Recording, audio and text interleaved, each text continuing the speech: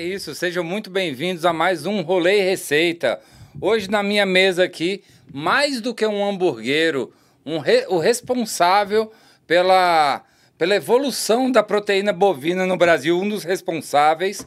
E é um prazer ter aqui comigo Ricardo Seixas, né, da Rico Burger, da Beef Passion, né, foi capa da Forbes Under 30, é isso?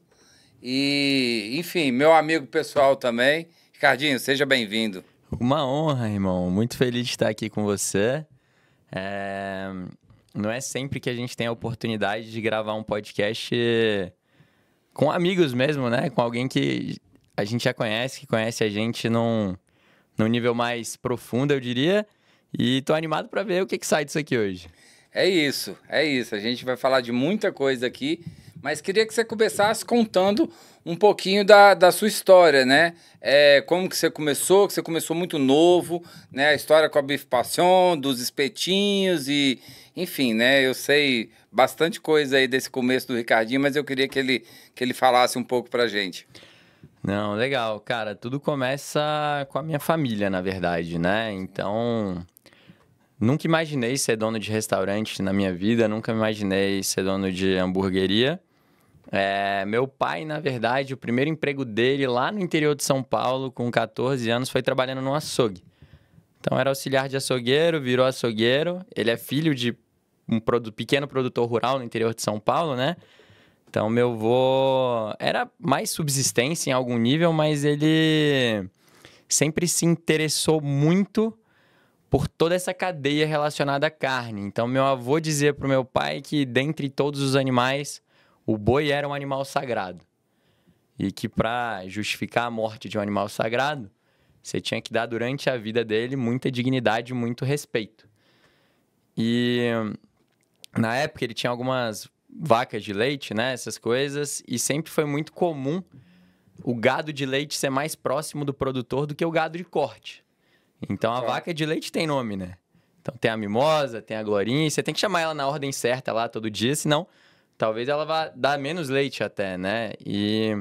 Então, você cria um nível de conexão e de intimidade maior. E o animal responde, né? Só que o que meu pai foi levando ao longo da vida, depois, muitos anos depois, ele teve a oportunidade de voltar a mexer com carne, né? E começar o confinamento dele, foi por que o gado de leite foi criado sempre tão perto e o gado de corte tão longe? Só porque existe a morte, talvez, né? E a gente não saiba como lidar com ela.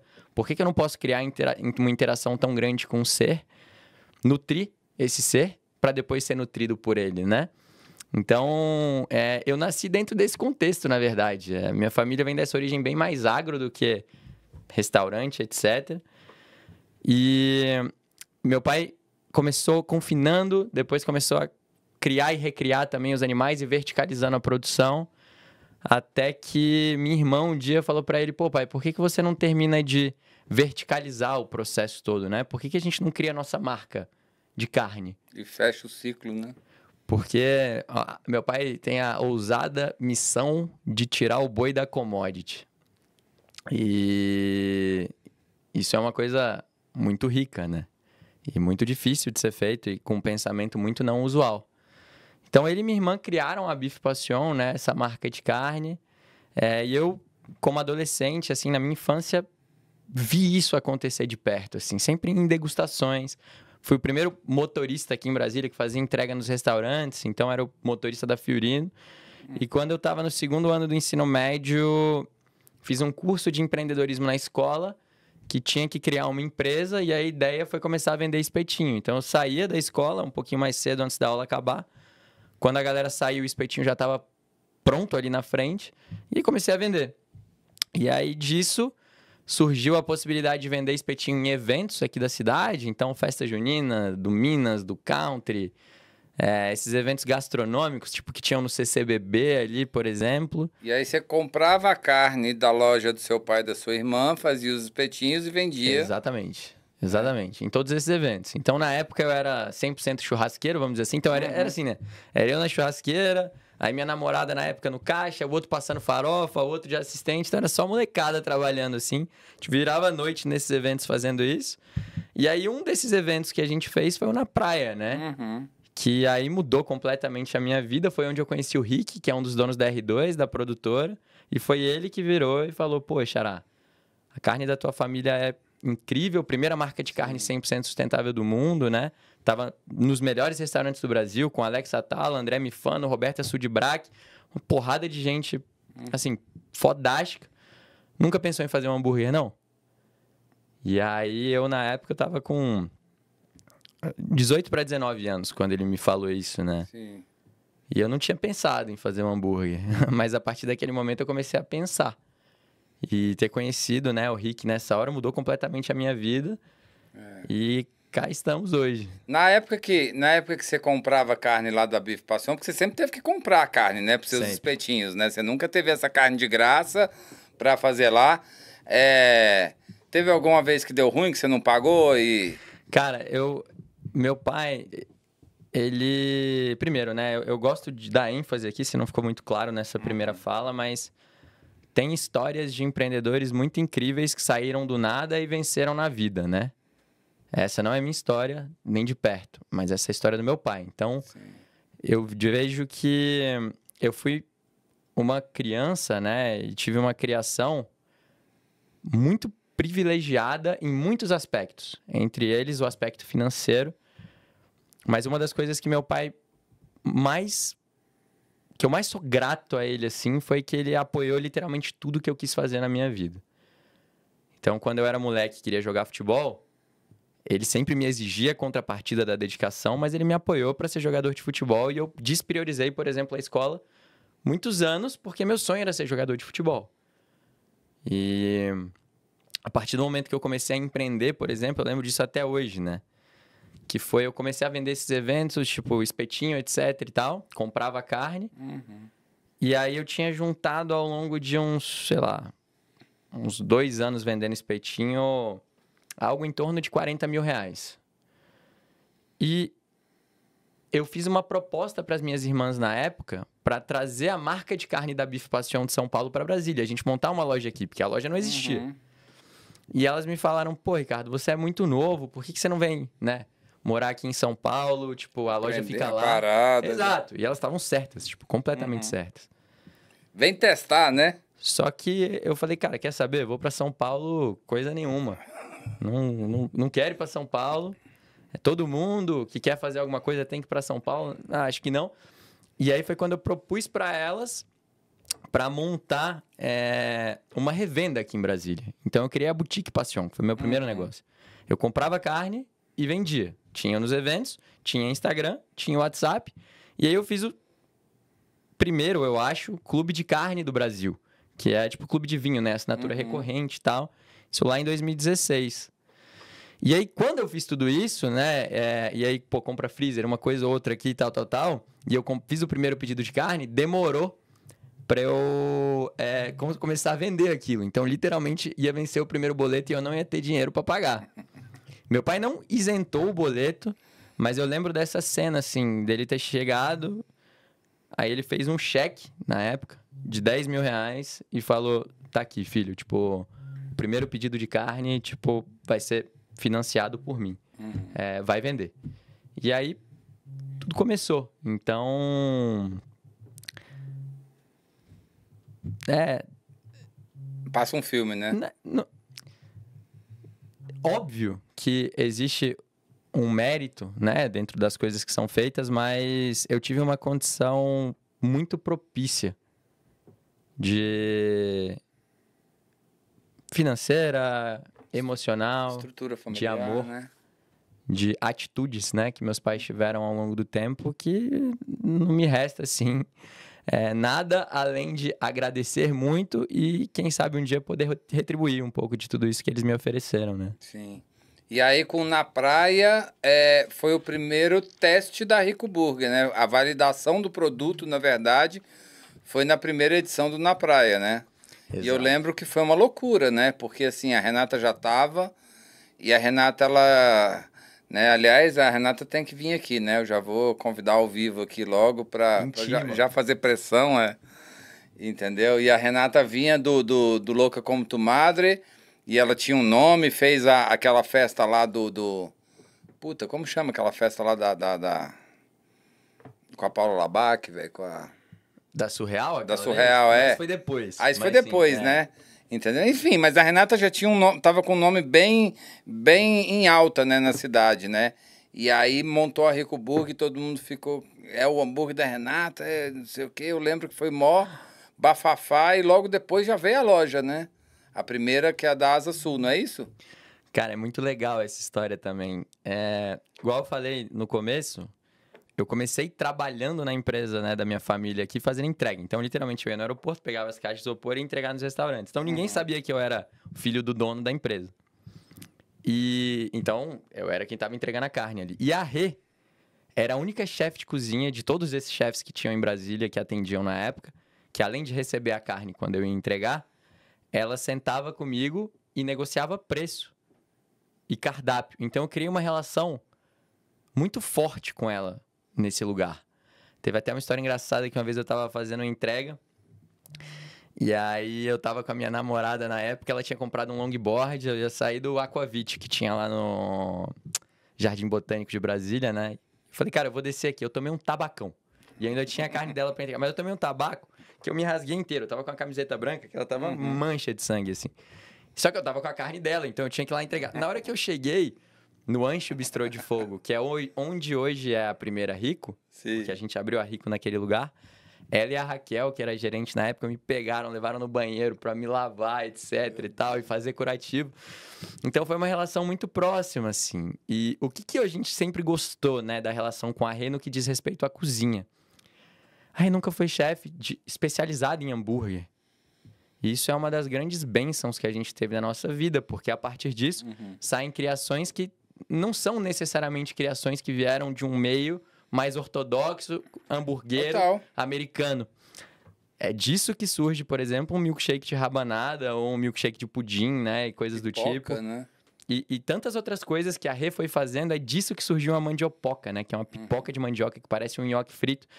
Então, eu brinco que a Rê tem essa vertente forte dela, que é meio baiana, meio mineira, meio comida afetiva.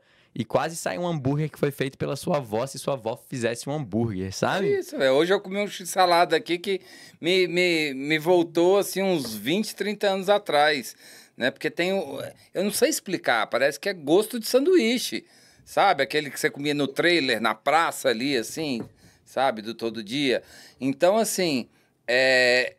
a Renata, assim, eu e o Ricardinho aqui, eu falo pela gente aqui, a gente é muito fã dela, também por esse, né, por esse talento, pela pessoa que ela é, mas essa capacidade dela de adaptação, entendeu? Isso é muito legal. Eu quando estudo hambúrguer, né, eu comecei estudando muito engessado, igual você falou, e aí depois eu descobri, inclusive com muita influência da Renata, que assim, que chega um momento que, beleza, você tem que estudar hambúrguer ali, a tendência, você tem que meio que acompanhar, mas o hambúrguer nunca vai, assim, nenhum nicho vai nunca evoluir como a gastronomia em geral, entendeu? Então, quando você pega uma referência italiana, uma referência alemã, não sei o quê, e traz aquela culinária para dentro do hambúrguer, esse é o desafio.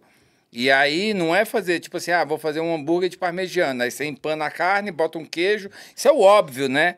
Então, assim, essa plasticidade que ela tem de pegar, às vezes, outras culinárias e trazer para o mundo trazer para dentro, no meio de dois pães ali, e conseguir aquilo fazer sentido dentro do mundo do hambúrguer é muito foda. Eu sou suspeito e sou fã. É isso. E aí a Rico que começou ali com aquela proposta de hambúrguer na brasa, né? De tudo com muita qualidade, né? Começar pela carne, mas tudo sempre ingredientes frescos, sempre fez um trabalho diferenciado, né? Eu acho que a Rico é uma das hamburguerias mais antigas de Brasília, nesse novo formato que a gente conhece. E eu lembro que, assim, até hoje, né? Ela é um pouco, assim... fora da caixinha, né? Fora daquele rolê do hambúrguer mesmo de Brasília. Às vezes, né? Eu até falo contigo assim, vai ter isso aqui do hambúrguer tal, não sei o quê. Você conhece fulano de tal. E às vezes, velho, né? Você nem tá ligado, mas ao mesmo tempo, quando a gente vê o trabalho que vocês fazem, é muito relevante pro mercado. Então, assim, é uma dualidade muito, muito ímpar, porque, né, como que vocês, entendeu, não se envolvem tanto em tudo que movimenta vamos dizer assim, a cena do hambúrguer em Brasília, mas, ao mesmo tempo, quando a gente olha a consistência do trabalho de vocês, ela é tão importante quanto, vamos dizer assim, né? É como se fosse, assim, é como se fosse um outro mundo quase, né? Isso é muito foda, velho. Cara, sabe o que é legal disso, irmão? E às vezes a gente já conversou sobre isso, né? Eu tenho vontade e sinto falta de algum grau de aproximação mais especialista de hambúrguer, porque eu acho que tem muita coisa que pode vir disso, assim. Mas é quase como se foi um hambúrguer por acaso. Porque era o que o evento pedia, o nome né? Rico. Rico. O que é ser rico de verdade pra gente? Como é que a gente enriquece um lugar? Uma equipe, a sociedade, etc e tal. O que é muito maior do que o burger. Se o Rick, naquele determinado momento, tivesse virado pra mim e falado: irmão, a carne da sua família é muito incrível. Vamos fazer um restaurante de carne. Vamos fazer espetinho. Vamos fazer uma pita israelense. Vamos fazer... Eu teria feito qualquer coisa. Se ele tivesse falado para fazer pizza, sorvete, aconteceria naquele momento. Então eu vejo o hambúrguer como sendo uma ferramenta, um recipiente. Imagina essa garrafa de água aqui, né? Tem essa garrafa de água. Tem água com gás aqui dentro.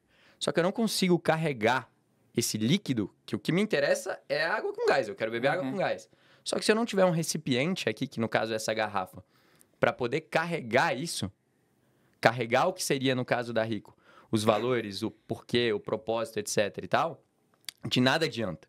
Porque a gente precisa da parte mais concreta para carregar a parte mais abstrata. Perfeito. Então, isso é o fundamental. Foi hambúrguer por conta da pergunta dele.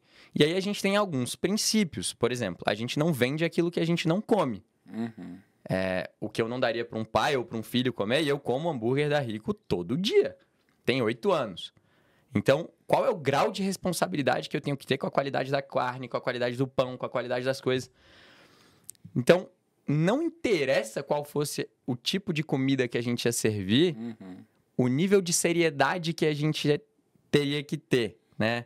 Com origem de ingrediente, que é uma coisa que a gente vai muito fundo, com modelo de processamento, frescor, como você trouxe aqui, e modelo de preparação disso, seriam os mesmos. Então, vamos pegar o exemplo da cadeia da carne.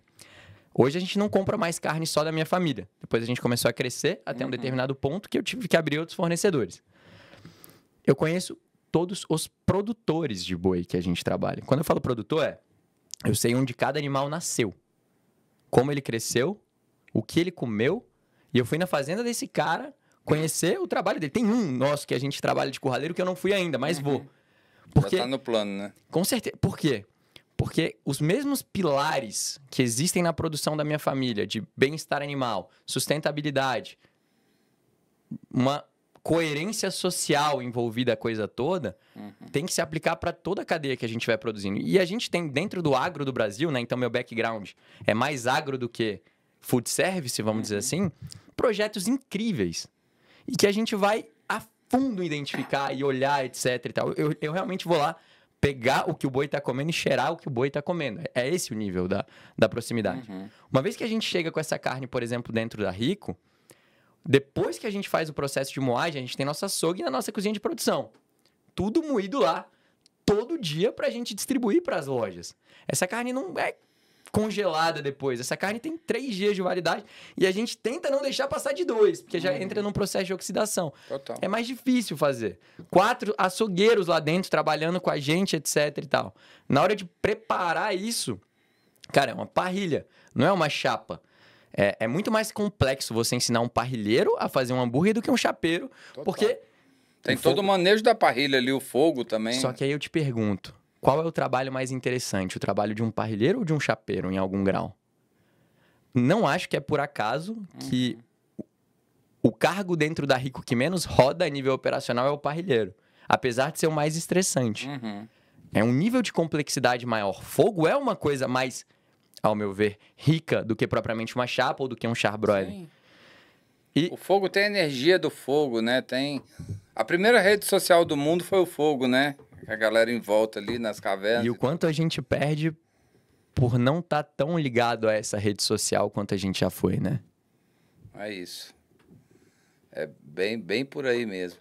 E aí, isso é uma coisa muito, muito interessante, né? Muito legal, porque desperta outros viés que são, assim, muito, muito fora da caixinha e, às vezes, até contraditório na visão de outras pessoas, né? Por exemplo, teve uma vez que eu lembro que vocês estavam fazendo, tipo, uma campanha contra o consumo excessivo de carne, não foi alguma coisa assim, velho? Era Black Friday, né? Então, entendeu? Tipo assim, o cara é dono de uma marca de boi e tá falando pra você comer menos carne, velho. Como é que é isso? Não foi exatamente isso, mas eu vou chegar a 2 pontos engraçados. Que o primeiro foi... geralmente, por exemplo, em dia do hambúrguer, a gente não faz promoção relacionada a preço. Né? A gente teve no ano passado, por exemplo, a gente fez um upgrade, você comprava um hambúrguer de Angus e você comia o de Wagyu, que é mais caro pelo mesmo valor. Black Friday, uma vez, essa foi polêmica, né? Quando estava começando todo esse movimento e a gente fez um post falando sobre capitalismo consciente. E o sentido desse post, no fim das contas, não é você não comprar na Black Friday. É sobre você não comprar o que você não precisa na Black Friday só porque está em promoção. E aí isso deu um alvoroço da porra toda, né? E aí uma coisa muito engraçada sobre consumo de carne que rolou uma vez, teve um grupo de estudantes da... Teve um negócio também do Dia Mundial Sem Carne. Da Noruega, não, é porque veio um pessoal da Noruega e do Chile, Sim, aqui para a UNB, para falar sobre a Agenda 2030 da ONU, né? E as ODS lá e tal. E aí me chamaram para palestrar. E aí o tema da minha palestra foi por que eu vendo carne e sou a favor do vegetarianismo. Então, foi bem isso. Em inglês, esse eu passei um perrengue para justificar. Mas qual é a lógica por trás disso, né? Eu, obviamente, não sou nem perto de ser vegetariano, né? E, em algum grau, eu não incentivo o vegetarianismo como uma pegada de saúde, nem nada. Não é esse o ponto. A gente é vegetariano não praticante, né? Não. E eu como muita carne, eu como carne no café da manhã algumas vezes, assim. É comum, é uma refeição. E eu acho até engraçado, né? Comer um hambúrguer no café da manhã é um absurdo, mas uma tapioca com queijo e carne moída... Carne seca, né? Super normal. Então, ketchup, engraçado. maionese. E como é cultural, né? A coisa toda. Eu acho isso engraçado. Mas, qual que é a lógica por trás do vegetarianismo, né? Para toda mudança que a gente teve ao longo da história, em qualquer esfera, para qualquer tipo de mudança de comportamento mais forte, para alguma garantia de algum determinado direito ou classe social, etc e tal, movimentos mais radicais e opostos são importantes para acelerar o processo de conscientização e de mudança. Não porque eles são os que mudam de fato, mas porque geralmente eles apontam coisas que precisam ser olhadas. Então, por exemplo, quando eu pego uma causa vegetariana, alguém que não quer comer carne, geralmente essa pessoa não quer comer carne por alguns motivos. Pode ser o aspecto nutricional, pode ser o aspecto ambiental, pode ser o aspecto do sofrimento animal e pode ser o aspecto da morte do animal. E religioso, né? Exato. Então, se eu pego o aspecto da morte em si, esse não é uma coisa que pode ser conversada a nível objetivo, porque é uma interpretação e a forma como a gente enxerga a vida. Então, tipo assim, a minha visão sobre a morte... Não existe vida sem morte, na verdade, né? E vice-versa. Então, é uma coisa muito natural para mim. Quando a gente fala sobre bem-estar animal, você pode ter produções animais que têm bem-estar e produções que não. O caso do meu pai, por exemplo, é aquilo que eu estava falando, né? O grande foco de projeto e o objeto de estudo do meu pai é sobre a subjetividade dos bovinos. Ele quer, em algum grau, entender mais sobre as conexões emocionais e espirituais que podem existir em um animal. Então, eu nem vou me aprofundar nisso aqui. Não, a prova tá na internet para quem quiser ver os vídeos da sua irmã, os vídeos dele. Mas é um nível de, tipo assim, conexão e aquilo que ele leva dentro daquilo, por exemplo, que é muito diferente do que uma pessoa imaginaria que aconteceria num confinamento qualquer, comum, né? Isso é um ponto. Um segundo ponto ambiental, por exemplo, você pode ter dentro da pecuária os projetos e da agricultura, né, que mais degradam um determinado solo ou que mais regeneram o solo, porque os ruminantes são fundamentais para toda a cadeia de carbono que existe. Então, não é sobre um animal fazer bem para o meio ambiente ou não fazer. É sobre se ele está bem integrado dentro de um sistema ou mal integrado. Então, o metro quadrado de um capim bem manejado, por exemplo, capta 3, 4 vezes mais carbono da atmosfera do que o metro quadrado do ecossistema do cerrado. O negócio porque o boi é um animal de poda. Uhum. Ele poda. Quando você poda, a planta cresce. Então, só que existem formas e formas de fazer. E pode ter gente que faz e gente que não faz. Saúde humana, a mesma coisa. Nem toda a carne tem os mesmos componentes nutricionais. A mesma qualidade de ácidos graxos e gorduras, de vitaminas, de minerais. Da mesma forma como a gente o que a gente come, da maneira como a gente vive, o boi é o que ele come da maneira como ele vive. Então, o que eu digo eu concordo com todos os pontos que os vegetarianos trazem. A única coisa é que eu enxergo um modelo de solução diferente. E o que acontece, que é muito legal, é que, cara, ao longo da minha vida, talvez mais de 30 pessoas que eram veganas ou vegetarianas voltaram a comer carne por entender essa perspectiva mais ampla, sabe? E essa forma diferente de olhar para problemas que talvez eles estivessem enxergando ali. Então a gente tem que abrir uma igreja da carne pro Ricardinho começar a converter os veganos de volta, mano. Eu parei com esse esporte agora, irmão. Caraca, velho, isso aí, velho, isso é sensacional. Mas, brincadeiras à parte, gente, vocês viram como é interessante, assim, sobre uma outra ótica. E, assim, é muito legal porque, assim, vários pontos, igual você falou, do vegetarianismo, do veganismo, enfim, né? Levam a processos que, vamos considerar, assim, arcaicos, né? De manejos brutos, vamos dizer assim, né? De quando as pessoas ainda não tinham acesso à informação, né? E aí, quando você transforma isso, você já meio que quebra metade dos problemas ali, né? Isso gera uma responsabilidade social, né? De melhora, né? Nesse caso. Então, assim, esse viés, ele é muito... Ele chega a ser muito... Eu não gosto de usar a palavra complexa, né? Porque complexo é um negócio... Né? Muito assim, quando você vai ver, no final é simples. Né? No final, você pensa que é um negócio tão grande assim, mas no frigir dos ovos ali, a ideia central ela é simples e eficiente. Então, isso com certeza movimenta bastante o mercado, né? E aí trazem futuras decisões e novas, vamos dizer assim, novos modelos até de você descobrir o boi de uma outra forma, né? É mais ou menos por aí, velho? Cara, eu tô rindo aqui porque quando eu comecei a Rico, né, minha família vem de uma empresa familiar, né, tocando tudo isso. E aí eu cheguei num dado momento que eu falei, cara, eu não quero trabalhar com a minha família, altas treta de família, etc e tal, tô fazendo meu rolê por fora. Uhum. E é isso, amo minha família, tamo junto, todo mundo. Almoço domingo, mas não se mete nas paradas. E aí é engraçado, né? Então, cara, eu não vou pra São Paulo, eu não vou fazer negócio com a minha família. Corta a cena pra 8 anos depois. Em casa todo mundo quis que eu fosse advogado, não sei o quê, faculdade, eu briguei muito até. Mas olha só como é engraçado, né? Corta a cena pra 8 anos depois... Vai eu morar em São Paulo para montar um restaurante de carne sendo sócio da minha família de novo.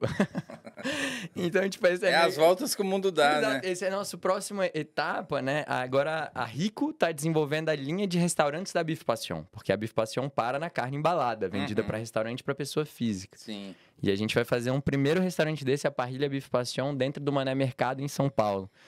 E... Aquele outro que você teve, o Beco... Todo o projeto que eu tinha aqui em Brasília foi encerrado em 2021. Sim. Na época, a gente ia montar uma loja bem grande no Gilberto, que já ia ter essa proposta de restaurante também ali, etc. Açougue, restaurante, câmara de maturação, salumeria, ser um negócio bem, bem gringão assim mesmo. E a loja estava alugada, projeto pronto, já tinha captado investidor na época... E aí encerrei minha sociedade com sócios que eu tinha. E aí parou tudo. E foi a época que eu comecei a viver 100% da Rico e focar de fato ali. Então, foi uma grande bênção, assim, na minha vida, sabe? Mas voltando para a pergunta original, cada vez mais... Uma das coisas que eu acredito como solução sistêmica a nível de, sei lá, planeta, vamos dizer assim, é encurtar a distância que existe entre o solo, o produtor, e o consumidor e o restaurante. São as pessoas conhecerem e entenderem cada vez mais, encurtar essa distância, esse conhecimento e essa conexão agro-cidade, né? Encurtar isso. Porque... Você diz a nível da pessoa de informação, da pessoa saber o que acontece em todos os atravessadores, vamos dizer assim?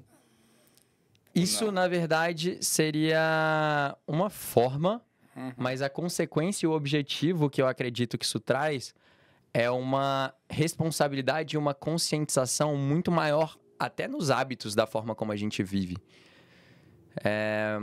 Uma vez que você entende que o modelo de cidade que a gente tem, por exemplo, hoje, grandes cidades, é completamente insustentável e dependente do campo, só funciona porque tem coisa chegando até aqui em todos os níveis.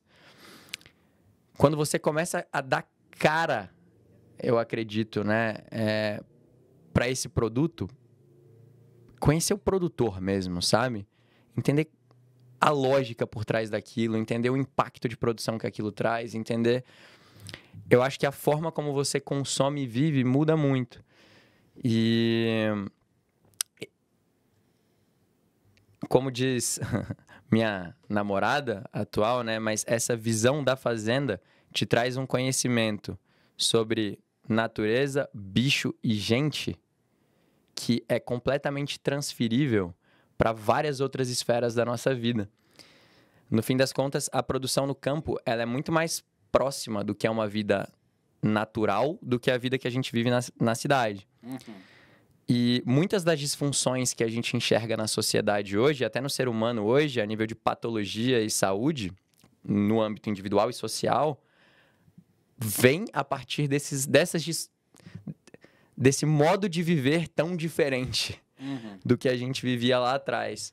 Então, com certeza eu colocaria isso como uma das coisas que pode fazer muita diferença para a saúde humana como um todo. E aí eu já pego esse gancho aí para transferir isso pela cultura organizacional da Rico, né? Porque para trabalhar lá na Rico não basta ter só um bom currículo, né? Vocês fazem todo um trabalho ali de conhecer a pessoa, de entender o propósito, de encaixar no melhor perfil ali para cada função, né? Fala um pouquinho do processo seletivo da Rico, assim, do RH, vamos dizer assim. Legal, cara. Essa é mais uma daquelas que eu vou voltar no ponto que... Eu vou falar bem baixo, que ninguém pode ouvir, tá? Que é... Eu tô pouco me fudendo pro hambúrguer. Eu faço o melhor hambúrguer que eu posso fazer porque eu como ele todo dia. Mas ele é o menos importante dentro do processo. A parte que mais importa para mim dentro do processo da Rico é o que é o enriquecer, né? Vamos lá. Surgiu da frasezinha clássica. Tem gente que é tão pobre, mas tão pobre que a única coisa que tem é muito dinheiro. Se dinheiro é uma forma de riqueza e que a gente tenha muito, não é a única, né? Tanto que tem gente que pode ser muito afortunado financeiramente e miserável a nível de saúde, a nível de amor, a nível de tantas outras coisas que a gente já viu e vê por aí todos os dias. Então, se riqueza não é dinheiro, o que é? O que é? E aí, os termos, as palavras que a gente chega mais próximo hoje do que é ser rico de verdade, o que é essa palavra? Até porque o nome Rico não tem nada a ver com o nome de vocês dois ser Ricardo, né? Muita gente acha isso, então já vamos quebrar essa aqui agora para você poder continuar. A primeira vez que a gente chegou no nome foi por uma derivação, mas muito rápido essa outra coisa chegou, tipo... Porque, no fim das contas, rico porque é Ricardo. Ricardo, na verdade, é algo muito pobre. O que é ser rico de verdade? E aí, entra na mesma. Então, se dinheiro não é riqueza, e a gente quer construir algo que traga, né, riqueza no campo da matéria, mas também num campo mais sutil, vamos dizer assim, né, num campo mais amplo da vida, o que é? Qual é essa palavra? Qual é esse jogo? A gente está aqui nessa vida para jogar o quê? E a forma como a gente enxerga isso hoje, as palavras que poderiam ser sinônimos da riqueza para a gente, seria evolução, transformação, desenvolvimento, educação, melhoria, qualquer coisa relacionada a isso. Por quê? A natureza existe, legal, todo mundo concorda com isso, a gente não precisa ser um gênio para dizer isso. E a natureza tem uma pressão por evolução, desde que o mundo é mundo. Não interessa se você quer uma perspectiva espiritualista ou biológica. Ou científica. Tanto faz. Foda-se. Né? Tanto faz. Tipo assim, essa é uma linha comum de desenvolvimento. Tudo tem uma pressão por evolução, adaptação, desenvolvimento, blá, blá, blá, blá, blá. Aí tem uma coisa que às vezes a gente esquece, né? Que a gente, ser humano, é natureza também. Então, eu tenho uma frase que eu gosto muito, né? De um investidor de startup gringo, que ele fala assim: para de se achar tão especial, você não passa de um primata que pensa. E é o que a gente é dentro dessa cadeia. A gente é um primata que desenvolveu a revolução cognitiva. Capaz de acreditar em coisas e ter uma relação de causa e efeito um pouquinho mais complexa. Mas isso é a gente dentro desse meio natural. E aí, qual é a nossa pretensão de achar que a evolução acabou na gente? Não. Pra mim é ilógico. Então, pô, se essa porra sempre existiu e vai continuar sempre existindo e a gente é só um espaço de tempo no meio de tudo isso, a gente tem uma pressão por evolução. Legal. A gente vive no século XXI, no Ocidente, dentro de um sistema capitalista, em que a gente passa mais horas do nosso dia do trabalho do que em casa, por exemplo. Isso é a realidade, como ela é. Para mim, para um funcionário, para todo mundo. E você pode discordar disso e viver outro tipo de vida.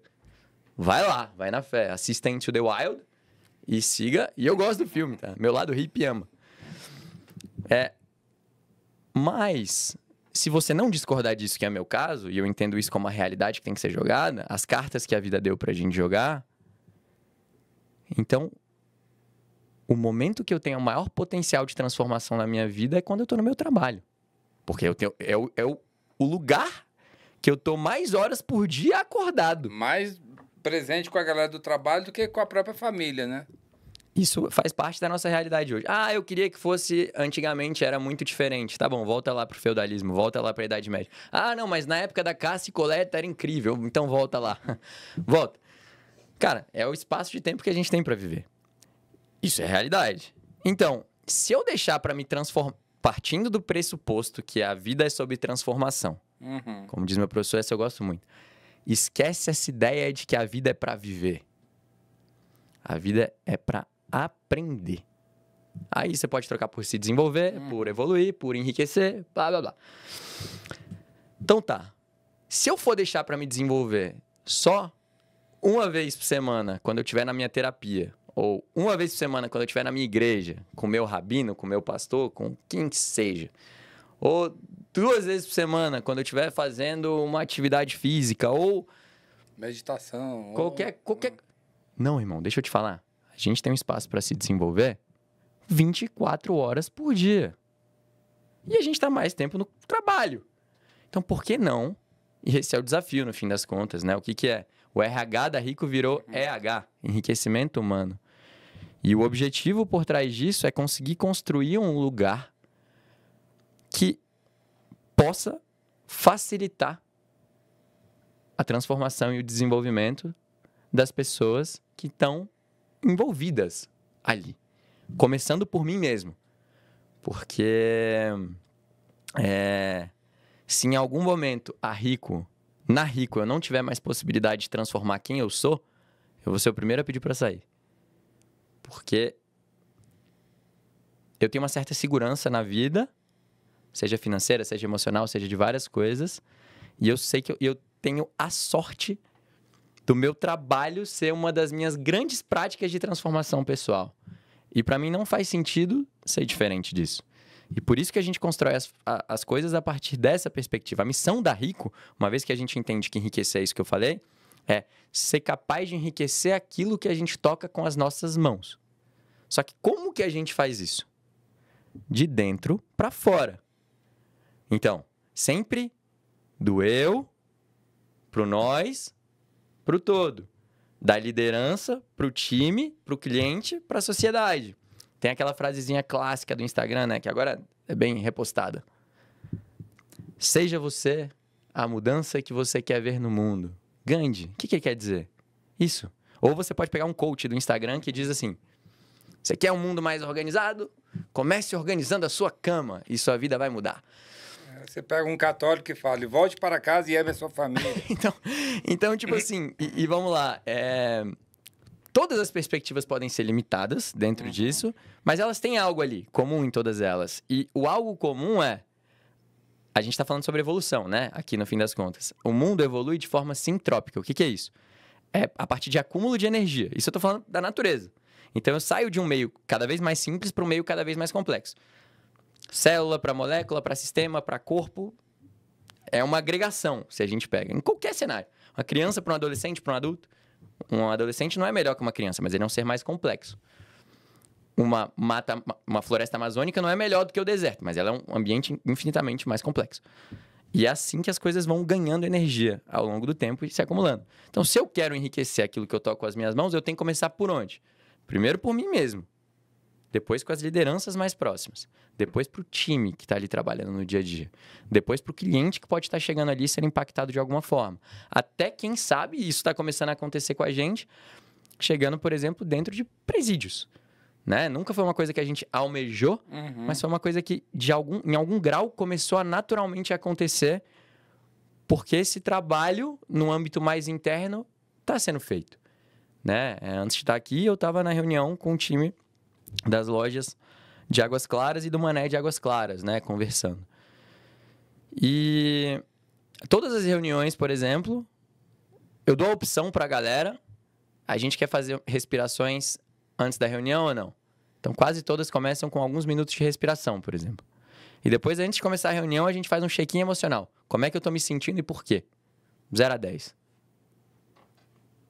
Cara, muitas coisas surgem. Quanto mais confiança você ganha, mais coisas surgem dentro disso. Por quê? Cara, essa divisão, por exemplo, vida pessoal, vida profissional, razão, emoção, corpo, mente... São dicotomias que a gente criou, no fim das contas, mas cadê a separação? Cadê? Então, quando a gente pensa numa perspectiva de desenvolvimento, a gente tem papéis diferentes. O papel, lógico, eu não sou a mesma pessoa na minha casa com os meus amigos e na minha empresa com o cliente. Pô, eu tenho que saber, né, me adaptar. Mas existe algo comum entre todas essas coisas e esse algo comum tem que ser abordado na minha casa com os meus amigos, e no meu emprego com um cliente, com um funcionário, com um chefe, e por aí vai. E aí são diversas formas, a gente pode entrar nisso se você quiser, de como a gente faz isso acontecer na prática, né? A gente divide o RH em 3 pontos principais: o enriquecimento humano, autodesenvolvimento é o primeiro, pertencimento é o segundo e remuneração é o terceiro. A gente quebra cada um deles em mais 3 pilares, que aí entram todas as políticas e práticas do dia a dia que a gente faz. Os rituais que a gente faz, como são as reuniões, como são as bonificações, os alinhamentos de interesse, como é que é a política de divulgação de resultado. E aí dá para ir muito fundo eu acho que tem várias... Com certeza, né, os processos e a metodologia de vocês, diante de tudo isso que você falou, a gente... É óbvio que é diferenciada, né? Se é melhor ou pior, eu não sei, mas com certeza é diferente do que 98% do mercado faz aí.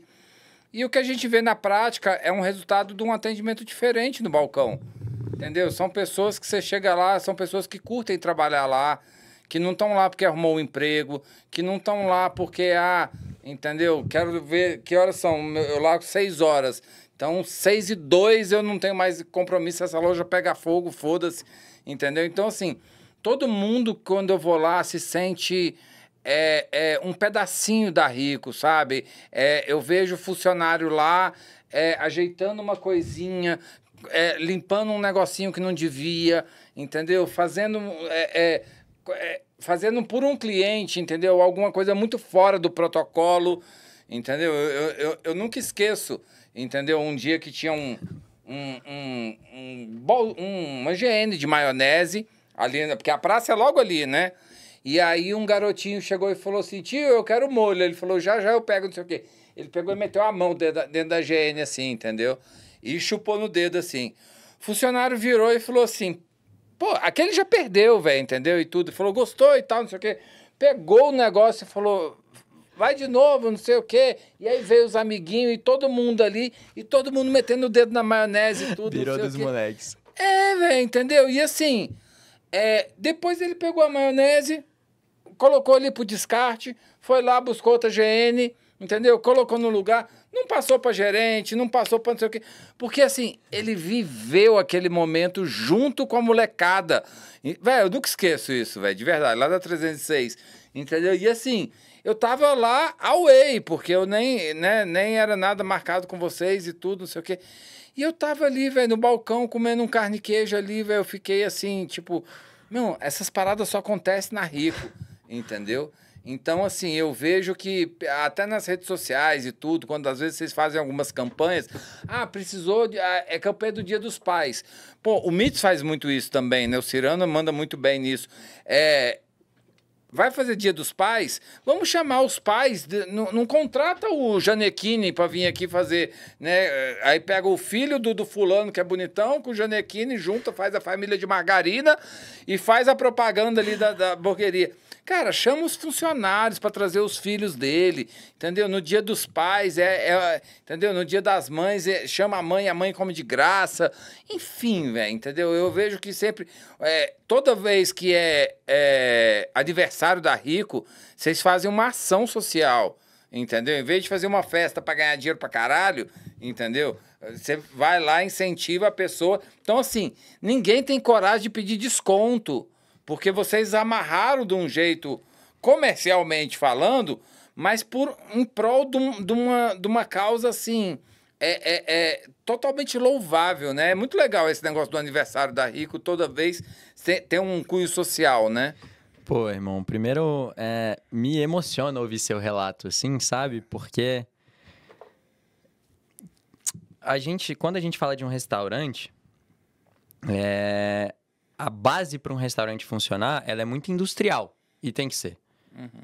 Porque exige padrão, exige isso, exige aquilo, né? E todo grau... Eu falo que existe a maneira como a gente enxerga atendimento ao cliente, né? Existe uma pirâmide de hierarquia de satisfações de um cliente. Tipo a pirâmide de hierarquia de satisfação de motivações de Maslow, por exemplo. Sim. Psicologia do desenvolvimento, né? Então, a de Maslow, para quem conhece, vai lá. Necessidades fisiológicas, necessidade de segurança, necessidade... Blá, blá. A do cliente, a gente separa em 3 níveis. O cliente atendido, o cliente satisfeito e o cliente encantado. Atendido é o que você entrega o que ele espera. Satisfeito é o que você entrega muito bem aquilo que ele espera.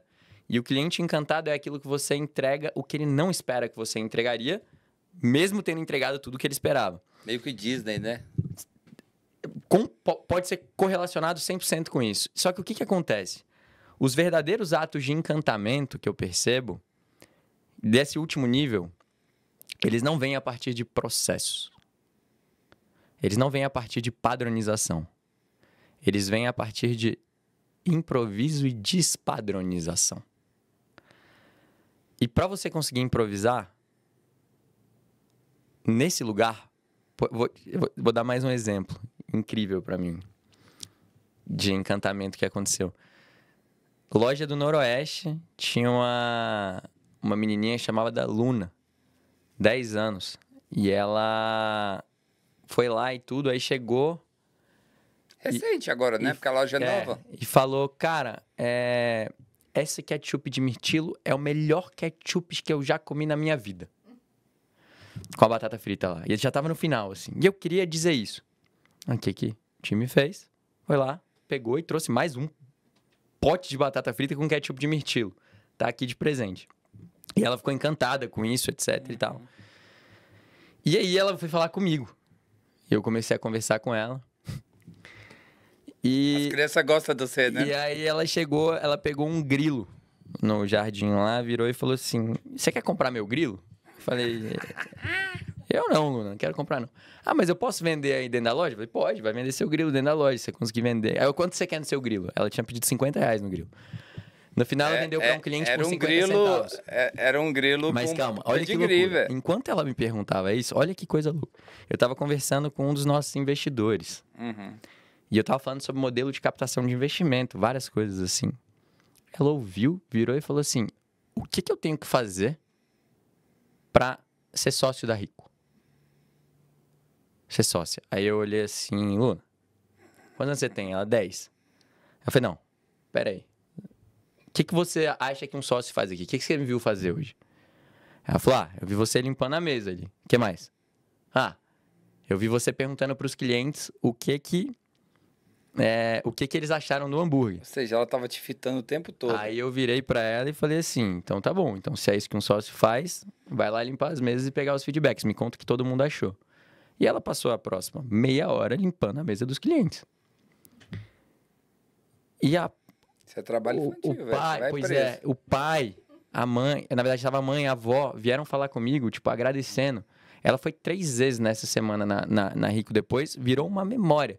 Como é que eu boto no manual de atendimento ao cliente que encantar um cliente é realizar trabalho infantil? Não existe. Não existe. Assim como o Marcão, que é nosso garçom da Asa Sul, virou coordenador de atendimento da Asa Sul agora, ele recebeu um feedback num canal de ouvidoria que a gente tem lá, no QR Code, né? NPS e tal. Falando assim, toda vez que eu levo o Vitor, o Marcos aparece com um ônibus amarelo. Aí mas que eu não entendi o elogio do cara. O cara deu nota 10 e tal. Aí eu fui na Asa Sul. Marcão, que porra é essa, irmão? Quem que é Vitor? O que é ônibus amarelo? Não, Ricardo, seguinte. Teve um cliente que esqueceu esse ônibus amarelo aqui. A gente estilizou ele com o nome da Rico. E aí, o Vitor, que é esse menino, ele é autista e ele dá muito trabalho para os pais quando os pais estão comendo. Então, eu fiz um negócio aqui e sempre levo para a mesa para dar um tempo para os pais comerem sem ter que dar um celular para ele mexer na tela. Aí eu olhei pra cara dele assim, Marcão, tu é um gênio, irmão. E sem sacanagem, eu pego exemplos desse quinzenalmente, olhando no resultado, de funcionários que fizeram coisas que nunca foram catalogadas. Que nunca foram orientados. Mas por quê? Como isso acontece? Isso só surge se você conseguir perceber muito bem qual é uma necessidade do cliente que ele não percebeu ainda, muitas vezes. É quase que uma empatia. Empatia. Super poder Essa é uma de palavra. empatia, né? Empatia barra... Tem outras palavrinhas que a gente pode usar, tipo assim, compaixão. É uma palavra. Só que para você conseguir sentir compaixão por alguém, e empatia por alguém, você tem que estar conectado com essa pessoa. E para você estar conectado com essa pessoa, você tem que obrigatoriamente estar muito presente no que você está fazendo. Muito presente. Então, um dos pilares de desenvolvimento do EH da Rico é presença. De momentos que ajudem as pessoas a se sentirem presentes. A Rico é a hamburgueria que eu menos vejo funcionário. Às vezes tá sem fazer nada e tá ali em pé. Mas eu nunca vejo mexer no celular, velho. E não é com cara de que porque não pode, porque o chefe vai brigar. É porque parece que ele tá dentro de um outro rolê ali. Eu diria que é onde a gente pretende caminhar, é onde a gente se direciona para chegar. Porque dentro do rolê de desenvolvimento humano, não existe possibilidade da gente se desenvolver se não for eu me desenvolvendo. Quando a gente entra no automático, quem dirigiu o seu carro até aqui? Alguém que não foi você. O carro só chegou. Quer dizer, aqui, no meu caso, não, porque eu tinha que prestar atenção porque eu não sabia. Mas do meu trabalho para casa, quantas vezes eu dirijo sem perceber o que aconteceu no caminho? Sim, total. A vida acontece e essas conexões acontecem nesse momento que a gente saiu do banco do passageiro, foi para o banco do piloto e a gente está agindo de fato nas coisas que a gente está fazendo. E o que a gente tenta desenvolver dentro da Rico é criar condição falando sobre a importância disso, criando momentos, por exemplo, de meditação, práticas de movimentos físicos, momentos de mindfulness uma vez por mês para a galera comer os produtos da Rico depois de minutos de silêncio, momentos de criar vocabulário emocional, momentos de ter que escrever feedback, por exemplo, e ter que estar presente naquilo que está fazendo. Vou falar, irmão, ninguém esquece de botar um hambúrguer numa sacola do iFood se você estiver presente no que você está fazendo. como ninguém bate o dedinho na quininha da mesa se você está presente no que você está fazendo. Você chutou a quininha da mesa, você não estava presente. Você esqueceu de botar o hambúrguer, você não estava presente. Você respondeu de forma impulsiva e agressiva a alguém que fez algo contra você, provavelmente você não estava presente também. Só que isso é uma coisa muito difícil de ser colocada no manual. Mas isso é uma coisa que dá para ser transmitida aos poucos a partir de uma cultura que preza por isso. Isso é uma cultura, nos meus olhos, rica. Sim, total. Total. É muito, né? Você vê que a gente até, enfim, né? Até muda o clima, né? Um pouco, né? Quando a gente fala isso, porque ao mesmo tempo que é denso, entendeu? É muito gratificante, né? Eu penso que para você como gestor poder ver tudo isso acontecendo, né? Igual, né? O seu exercício físico principal, eu acho que é o Pratique Movimento, né? Aliás, eu nem faço lá, mas eu acho tão foda, entendeu? Um dia eu vou lá fazer uma aula experimental, mas, velho, eu acho tão foda aquele negócio do Pratique Movimento, e o que eu achei mais foda é você levar a galera da Rico pra lá, entendeu? Então, assim, mano, eu fico pensando na cabeça do funcionário que trabalhou a vida inteira, sei lá onde, no McDonald's, no hamburgueria tal, no shopping, não sei o quê. Véi, entra pra trabalhar na Rico e acontece umas paradas dessas, entendeu? Eu acho que isso, assim... Fala aí, velho, porque... Eu vou dar 2 exemplos engraçados disso. Tipo, prática de movimento, para quem, né, não conhece, é muito difícil definir, mas ela é uma prática corporal multidisciplinar, então, que pega várias coisas, dança, luta, circo, manipulação de objetos, muitas coisas, voltada para o nosso desenvolvimento mesmo como ser humano. Por quê? Né? A gente falou muito sobre desenvolvimento aqui, mas a gente aprendeu a ler tem 5.000 anos. A gente aprendeu brincando tem milhões de anos. Então, qual é a nossa pretensão de achar que o intelecto é a maior forma de aprendizado que a gente tem? Não é, nem a nível de fazer sinapses, por exemplo. Aprender um novo movimento motor ativa muito mais nosso cérebro do que aprender a resolver um novo problema matemático, por exemplo. Na maior parte dos casos. Porque é uma coisa muito mais visceral, muito mais antiga. Então, eu comecei a enxergar, tem alguns anos, né, que eu estou dentro dessa prática, que o corpo é talvez a maior forma de desenvolvimento e transformação, não só do próprio corpo, mas das próprias emoções, do próprio intelecto, etc e tal. Então, meu sócio, a gente conversou um pouquinho aqui antes, né? Eu tenho um sócio que é o Lucas, que ele é a cabeça da sociedade, ele é um inteligente. Ele acabou de formar em economia em Colômbia. Então, no berço intelectual do mundo. Lucas é um gênio. É o Pink e o cérebro, então. Eu sou o vagabundo que largou a faculdade. E não se formou, né? E que durante muito tempo dedicou muito pouco para a vida acadêmica. Eu falo que eu comecei a estudar mesmo e ler, de verdade, depois que eu saí da faculdade. Só que hoje eu dedico 2, 3 horas do meu dia para práticas físicas, corporais. E eu não faço isso, tipo, porque eu quero ter um corpo bonito. Nem para comer hambúrguer todo dia. Isso me possibilita, né? Poder comer mais de um, inclusive. Mas eu faço isso porque eu não encontrei nenhuma ferramenta de desenvolvimento, para mim, mais transformadora do que o corpo. Só que eu comecei a viver isso por muitos anos. Então eu comecei a ver que minha personalidade começou a mudar. Meu foco começou a mudar. A maneira como eu lido com as minhas emoções começou a mudar. Muito. E aí eu comecei a querer integrar isso com o time da Rico. Por que não? Por que não testar algumas dessas coisas, né? Então hoje... Já tem alguns anos que a gente começou a fazer essas idas com a galera pra TIC, por exemplo. Mas 2 coisas legais, assim. A primeira é que até os processos seletivos hoje têm práticas de movimento envolvida. Então, às vezes eu passo elas relacionadas, por exemplo, a dinâmicas teatrais e exercícios teatrais, para testar a expressividade. Então, a gente faz isso tanto dentro do presídio, né, nos processos seletivos que a gente faz lá dentro, quanto na própria loja, no grande que a gente faz uma vez por mês. Exercícios com bolinhas de tênis, malabares, coordenação motora.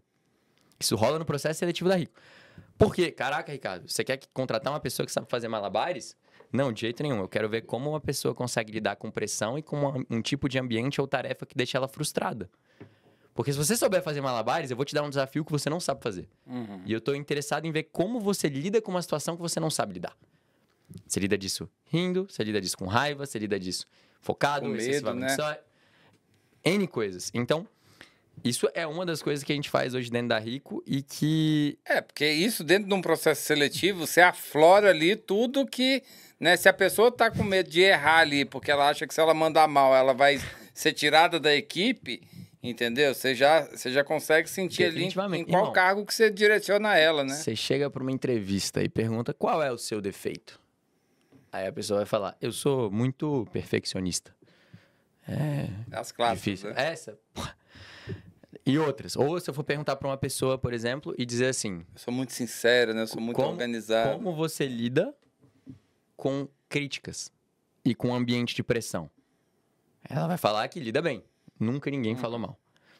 Agora, vou dar um exemplo que acontece nos processos seletivos. Se alguém aqui for participar do processo seletivo, não vai funcionar com você. Mas eu passo uma determinada dinâmica pro pessoal fazer. E aí as pessoas têm que se avaliar. Então eu já vejo como uma pessoa dá feedback para outra. Ah, se eu quero agradar, se eu não quero, como é que é? Então eu já vejo isso, que é na prática. Depois que as pessoas terminam essa dinâmica, por exemplo, eu viro e falo: galera, eu queria só falar uma coisa para vocês aqui e tal. Eu achei horrível isso. Tipo assim, pior dinâmica que eu vi em todos os processos seletivos que eu fiz na história da Rico, tipo, que carência de criatividade.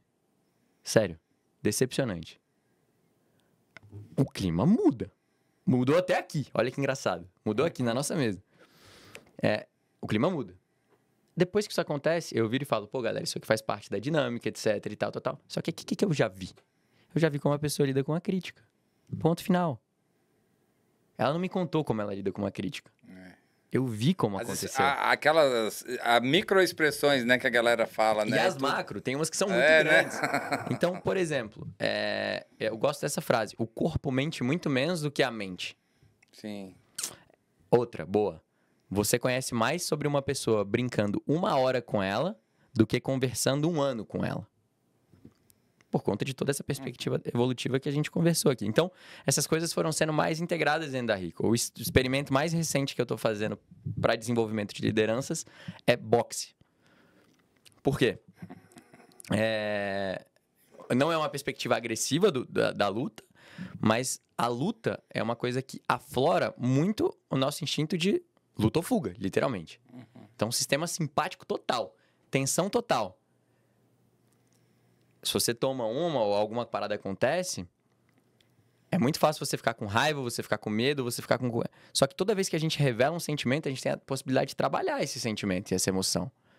Então, eu uso hoje, por exemplo, o boxe, estou tentando implementar, né, como uma das ferramentas de desenvolvimento emocional das lideranças dentro da empresa. E tantas outras coisas. Coordenação, ritmo e por aí vai. Lidar com frustração e todas essas coisas que a gente está fazendo aqui. Então... E é tão louco, né? Porque eu comecei a fazer isso, e pra mim faz muito sentido.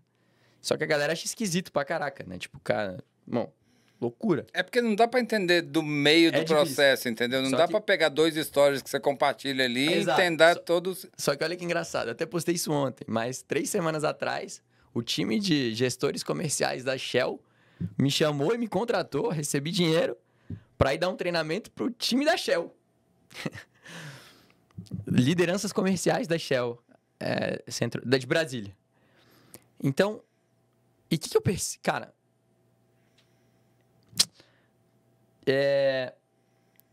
tudo isso que eu tô falando parece ter uma perspectiva muito filosófica também da coisa toda. Eu queria trazer para um lado mais prático. O que acontece de fato com isso? Vou trazer números, indicadores.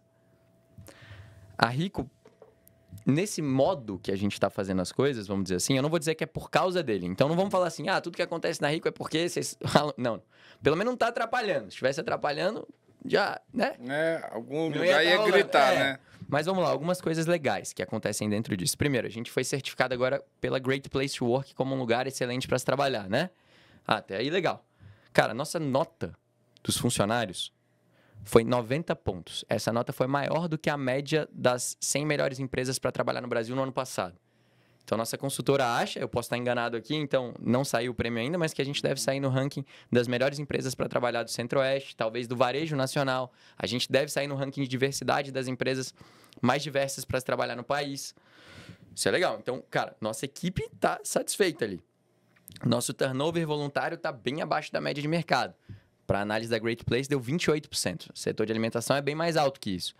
A gente acabou de ser certificado pelo Sebrae com o selo diamante do Programa de Crescimento Sustentável deles. Você postou mesmo esses dias. Velho. Exato. Então, a gente é a segunda empresa do Brasil a ser certificada no mais alto nível ESG do Sebrae. Cara, isso é uma coisa, para mim, tipo, legal pra caraca, porque traz esse contexto, de fato, bem mais amplo. Perspectiva social, ambiental, governança, todas essas coisas, né, que estão sendo envolvidas ali. NPS, a gente calcula o NPS da Rico. Nosso NPS global da empresa no mês passado foram 740 avaliações, se eu não me engano, foi 91 pontos. Porra. Tipo, é um NPS muito alto. Então, em tese, o cliente está satisfeito também. Sim. Então, em tese, o cliente está satisfeito. Em tese, o funcionário está satisfeito. Em tese, organizações externas estão atestando esse tipo de coisa junto com a gente ali. E eu sei lá, e essas coisas estão abrindo portas assim, sabe? Então, quando eu vi, por exemplo, a matéria da Forbes, né? Saímos lá. Cara, o que quer dizer o prêmio da Forbes? Forbes Under 30, capa de gastronomia. Quer dizer que a Rico foi no ano passado, isso foi 2024, né?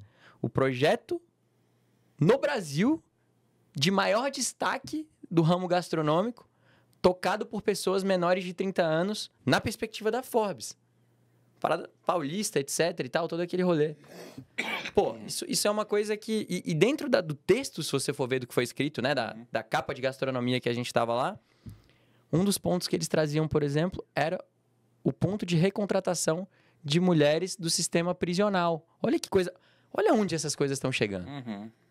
A galera fala, caraca, tá muito difícil contratar. Realmente tá, não tá fácil.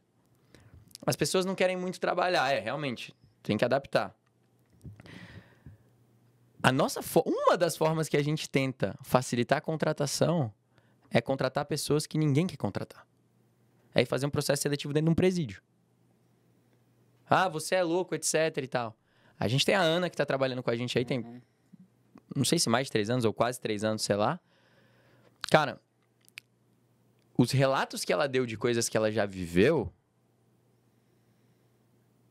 fazem, por exemplo, com que boa parte da nossa mão de obra, que é muito nova, menor que 25 anos, primeiro emprego de muita gente, que a gente diz que não gosta de trabalhar, talvez valorizem a oportunidade de uma forma que eles não valorizariam sem aquele contato. Então, eu digo que na Rico não interessa se você veio de um presídio ou se você veio de uma faculdade. Acredito pouco em passado. Acredito no compromisso que a gente faz no presente, alinhado para o futuro que a gente quer caminhar junto. E o compromisso, ele não é feito com palavras, ele é feito com ações no dia a dia. Então, o que eu falo dentro do presídio, por exemplo, né, para as mulheres tem um lado bom e um lado ruim. O lado bom é que todo mundo que faz o curso comigo lá, 100% das pessoas que fazem a capacitação com a gente, geralmente são 8 a 10 mulheres por vez. Saem com 1 mês de período de experiência garantido na Rico. Carteira assinada, quando elas saem de lá. Só procurar a gente. Vocês não vão ser julgadas por terem o passado que vocês têm. Esse é o lado bom. O lado ruim eu não vou passar a mão na cabeça de vocês por conta de um passado ruim que vocês têm. Vocês não vão ser protegidas por causa disso. Não esperem por proteção. E não esperem por julgamento. Que nem é um lado ruim, né? Que é um lado justo, né? Um lado inclusivo, vamos dizer assim. Mas é porque eu acho que a gente vive 2 polaridades, né? Tipo, as pessoas que julgam e não querem perto, e bandido bom é bandido morto em algum grau, por exemplo, e as outras que, meu Deus do céu, tipo, e romantizam eventualmente algum tipo de coisa dentro disso. São 2 extremos. Sim. E, cara, eu vou falar... A gente tem crescido bastante com a Rico, tá? Tipo, super legal, assim, né? A gente tá com 9 operações abertas agora. Estamos com mais 3 para abrir até o final do ano. Uma no aeroporto, 2 em São Paulo, sendo uma delas a Casa de Carne. Sim. E é a primeira operação fora de Brasília. Primeira operação fora de Brasília. Cara, eu tava pensando nesses dias, loucura, né? A gente abriu o ano, começou o ano de 2025 com 7 operações abertas. É possível que a gente chegue no meio do ano que vem, a gente vai terminar esse ano com 12 e chegue no meio do ano que vem com 14. Então, em 1 ano e meio, a gente vai crescer o que a gente cresceu nos primeiros 7 anos. E tudo isso é muito legal. O prêmio de melhor hambúrguer de Brasília, quando você ganha, é legal. Quando você perde, não é legal. A Forbes é legal. Quando sai... Esses momentos, dentro do presídio, por exemplo, ou esses momentos, quando você sente que, você se transformou, ou 2, que você percebe algum tipo de transformação acontecendo, são as coisas que mais me preenchem. A gente começou a fazer ações sociais na Rico quando a gente estava tomando prejuízo na pandemia ainda. Tipo, não foi vamos ganhar dinheiro e depois a gente começa a fazer, sabe? E talvez até tantas coisas boas que têm acontecido com a gente podem vir por causa de... Com sei lá, certeza, mano. né? Isso aí, cada um acredita no que acredita, né? Mas eu acho que a gente está bem alinhado nesse pensamento que... O que só eu digo é, talvez para algumas pessoas, o fato de ter mais uma loja e ganhar mais grana não é mais o que está te preenchendo. Se isso estiver acontecendo, o dinheiro não é o problema, nem a próxima loja é o problema. É a forma como a coisa está sendo conduzida, talvez não te encante mais como já encantou. Só que do mesmo jeito que se você está num relacionamento de muitos anos, o encanto passou, a paixão sempre passa. Eu acho que a solução, na maior parte dos casos, não é sair, não é largar, não é ir para a próxima, nem montar a próxima. A solução é se reapaixonar por aquele processo que você está. O que é mais importante? Fazer o que eu amo ou amar o que eu faço? Sem dúvida, amar o que eu faço. Porque se eu aprender a amar o que eu faço, eu vou fazer o que eu amo todos os segundos da minha vida. Sim. Viktor Frankl, né? Em busca da felicidade, do significado. Fala sobre isso, né? Eu estava procurando significado e eu entendi que não se procura significado. Se cria significado.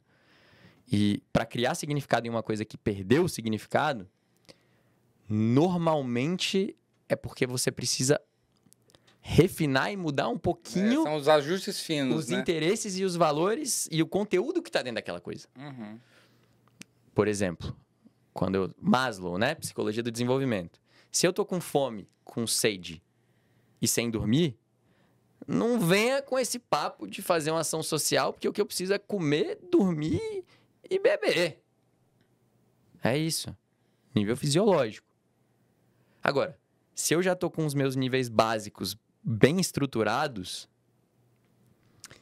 não é o próximo 1 milhão que vai preencher esse vazio que está dentro de você. Total. Dentro da pirâmide, por exemplo, né, tem o ponto da autorrealização, que em algum grau é quando você começa a devolver parte de tanta coisa que você recebeu. Contribuir com outras formas, de outras maneiras. Então, eu vejo super valor em gerar emprego e pagar imposto. Essa é a função básica de todas as empresas.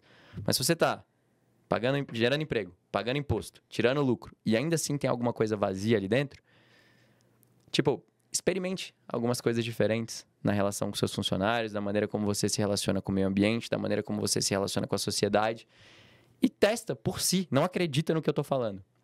Se essa sensação, se esse vazio pode eventualmente ser preenchido de alguma forma, sabe? Na minha experiência própria, isso tem sido muito significativo e muito recompensador. Eu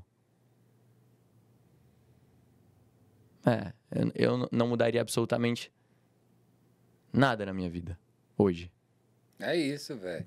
Então, assim, falar o quê, né, depois dessa aula do Ricardinho aqui, e mais do que isso, de compartilhar os sentimentos, a verdade, o que realmente acontece na prática.